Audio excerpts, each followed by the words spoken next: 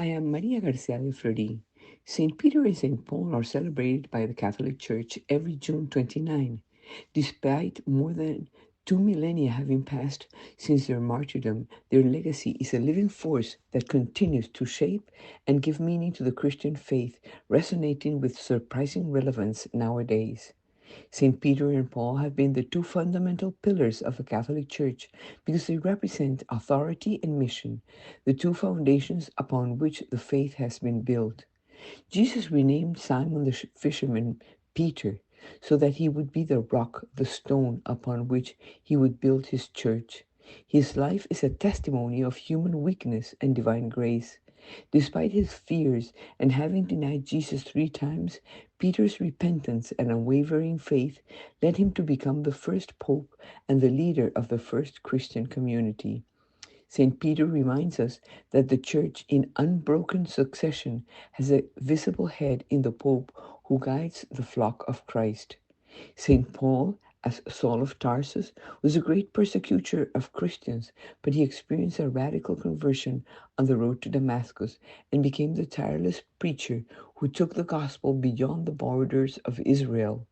His missionary journey and epistles are a fundamental part of the New Testament and laid the foundations of Christian theology and evangelization. Today, St. Paul inspires us to be apostles in our own midst. Be not afraid to proclaim Christ with our words and, above all, with our example.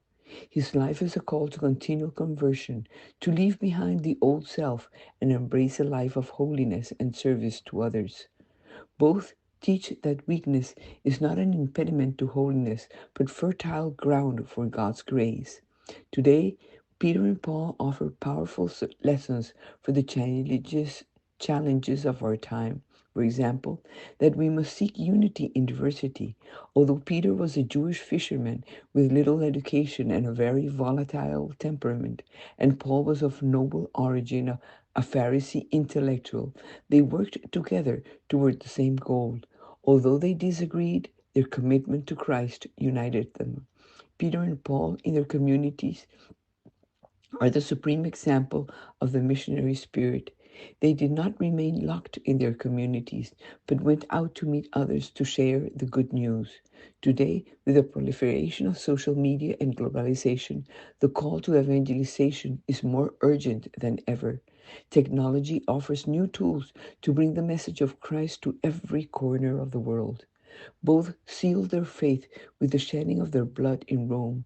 Today, when faith is ridiculed or persecuted, St. Peter and Paul inspire us to remain firm in our convictions, to live our faith courageously, and to be witnesses of Christ at all times, even when this entails sacrifice.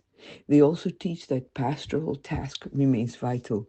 Each of us, according to our vocation, is called to care for and build the ecclesiastical community, to be an active and responsible member of the church.